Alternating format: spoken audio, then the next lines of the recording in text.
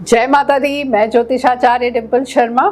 आज हम आपसे बात करने वाले हैं सूर्य देव के बारे में। सूर्य देव फिर से अपना राशि परिवर्तन करने वाले हैं। 13 अप्रैल रविवार के दिन 2025 को सूर्य देव जो है मेष राशि में प्रवेश करेंगे। इस दिन का खास क्या रहेगा? सूर्य देव का जो दिन है वह है रविवार, और रविवार के दिन ही सूर्य देव जो है मेष राशि में प्रवेश करेंगे।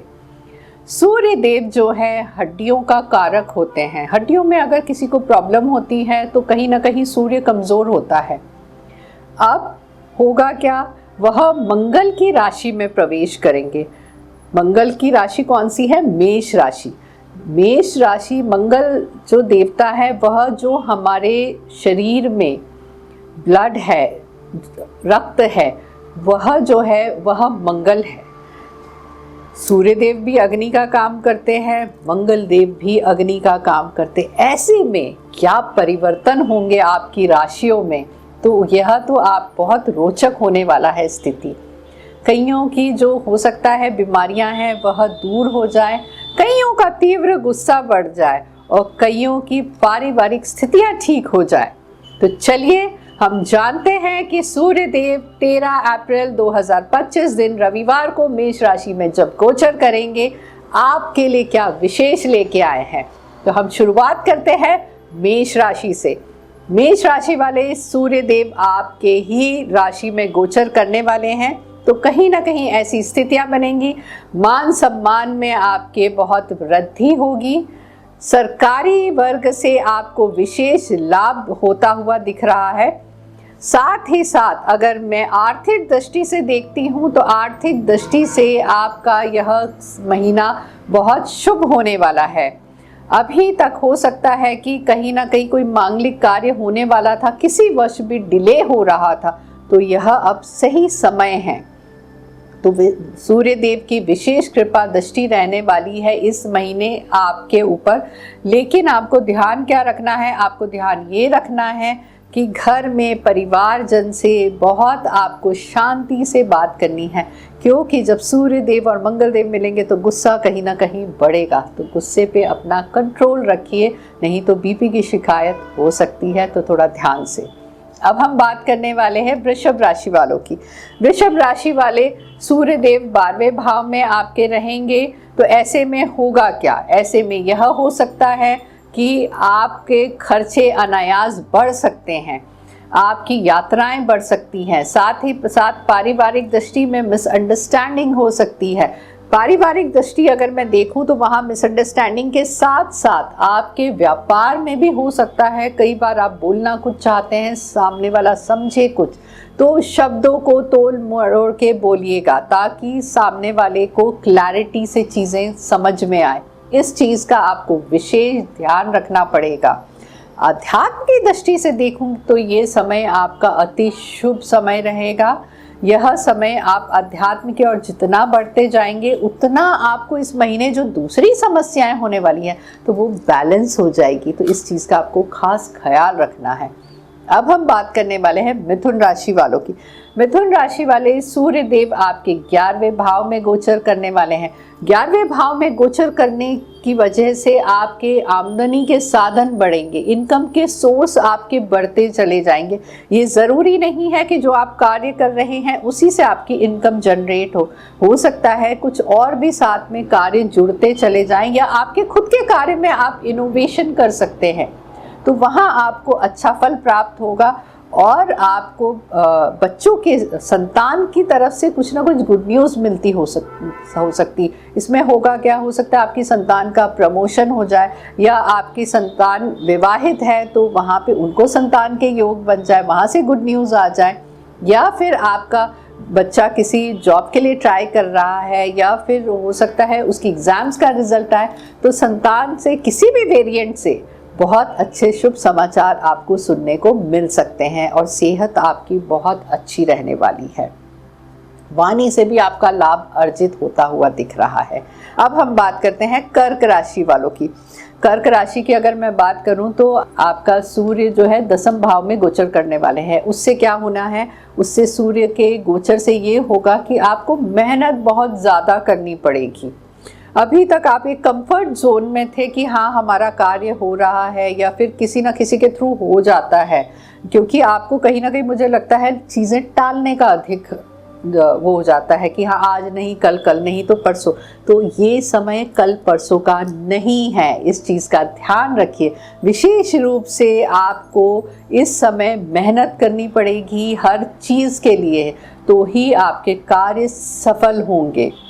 और आपको हो सकता है प्रॉपर्टी से नुकसान हो सकता है, तो एकदम से ऐसा मत करिए कि आपने कोई डील देखी और तुरंत हाँ कर दी। बहुत सोच समझ के ये समय आपको डिसीजन लेना है। पारिवारिक दृष्टि से आपका यह समय बहुत अच्छा रहेगा। भाई बहनों में अगर कोई मनमुटाव हो गया है तो यह मनमुटाव खत्म हो जाएगा और चीज़ें सेटल हो जाएंगी। अब मैं बात करती हूँ सिंह राशि वालों की। सिंह राशि जो कि सूर्य देव की खुद की अपनी राशि है, सूर्य देव की अपनी राशि होने की वजह से अगर मैं सिंह राशि की बात करती हूँ तो यह आपके 9वें भाव में गोचर करने वाले हैं।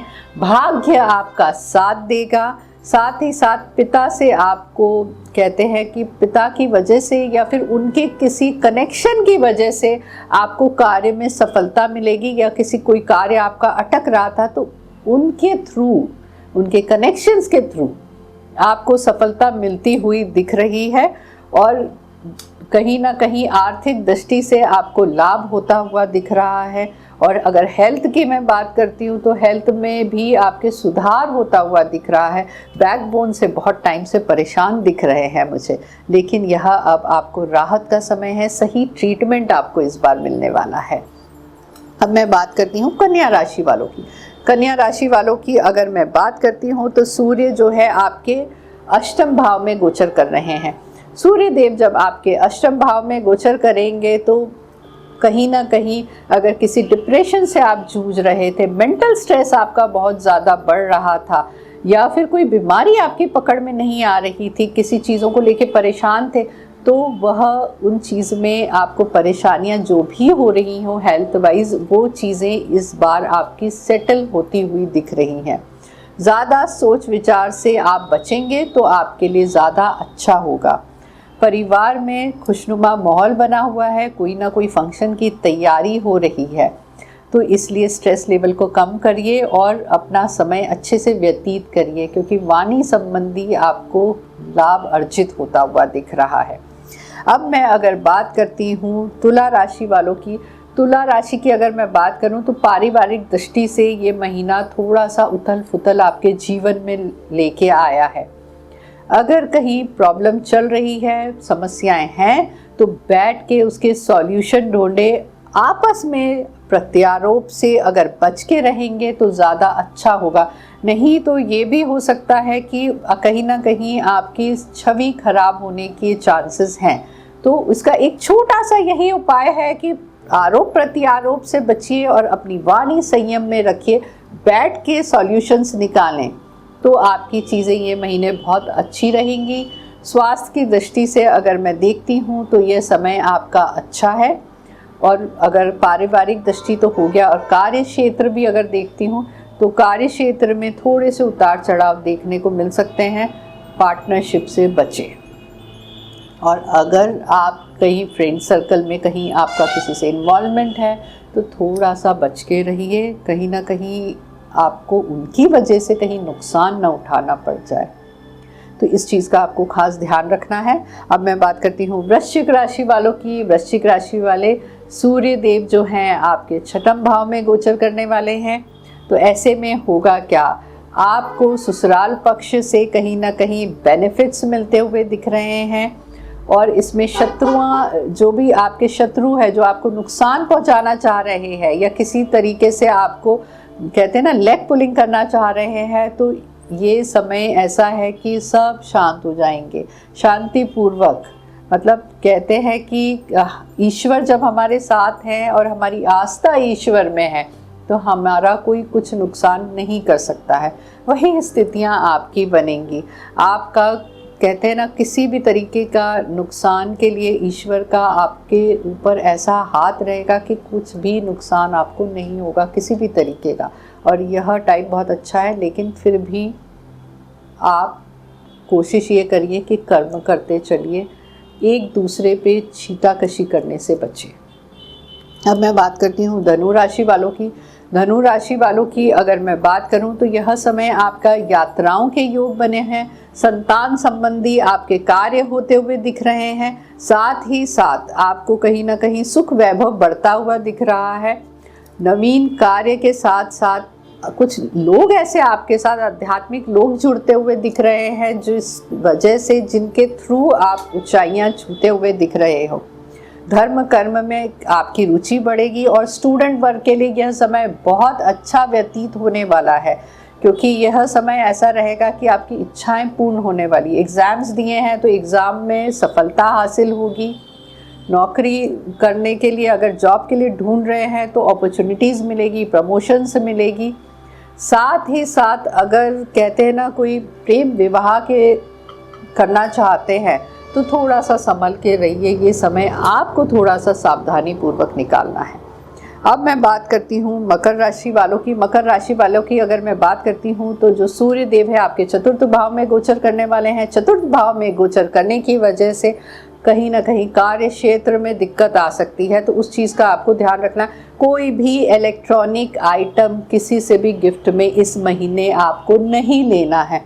स्पेशली जो महिलाएं हैं, अपने मायके से कोई भी इलेक्ट्रॉनिक आइटम लेने से इस समय आपको बचना होगा, क्योंकि वो अपनी खुशी से आपको देंगे, लेकिन वो इलेक्ट्रॉनिक चीज़ें आपके लिए नुकसानदायक हो सकती हैं। तो उस चीज़ का अपना आपको देना है ना लेना है, इस चीज़ का आपको खास ख्याल रखना है। अब मैं बात करती हूँ कुंभ राशि वालों की। कुंभ राशि वालों की अगर मैं बात करूँ तो जो सूर्य देव है वो आपके तृतीय भाव में गोचर करने वाले। पराक्रम आपका बढ़ने वाला है, आप हर समस्याओं के लिए बिल्कुल रेडी रहेंगे। कहते हैं ना कि कुछ लोग ऐसे रहते हैं, कैसी भी समस्याएं आ जाए बिल्कुल हर माहौल में रेडी रहते हैं और खुशनुमा रहते हैं। यही सेम टाइम आपके साथ रहेगा। कितनी भी विपरीत स्थितियों के बाद भी आप बिल्कुल सफल होकर निकलते हैं। तो यह समय आपका वही टाइम है। अब मैं बात करती हूँ मीन राशि वालों की। मीन राशि वालों के द्वितीय भाव में गोचर करने वाले हैं सूर्य देव। सूर्य देव का द्वितीय भाव में गोचर करने की वजह से आपकी हो सकता है कुछ इच्छाएं हैं या फिर कोई मनोकामना है, वो आपकी पूर्ण होती हुई दिख रही है। मनोकामना पूर्ण होने के साथ साथ मैं आपको स्पेशली बोलूँगी कि अपने कहते हैं ना आँखों का आपको इस महीने विशेष ध्यान रखना पड़ेगा। कहीं ना कहीं आँखों संबंधी, सिर संबंधी समस्याएं होती हुई दिख रही है। इवन कान को लेके भी दिक्कत हो सकती है। तो ये 3 चीज़ें हैं स्पेशली इस महीने आपको खास ख्याल रखनी है। पारिवारिक दृष्टि से यह समय आपका अति उत्तम समय निकलता हुआ दिख रहा है। आध्यात्मिक रहिए, दान पुण्य के कार्य करते रहिए, तो यह समय आपकी कोई भी परेशानी होगी उससे आप निकल जाएंगे और सही समय पे सही डिसीजन आप लेंगे। ये तो थी पूर्ण जानकारी 12 राशियों की, सूर्य देव के राशि परिवर्तन की। यह जानकारी आपको अच्छी लगी तो लाइक, शेयर और सब्सक्राइब करना तो बिल्कुल भी ना भूले। जय माता दी, खुश रहिए, स्वस्थ रहिए।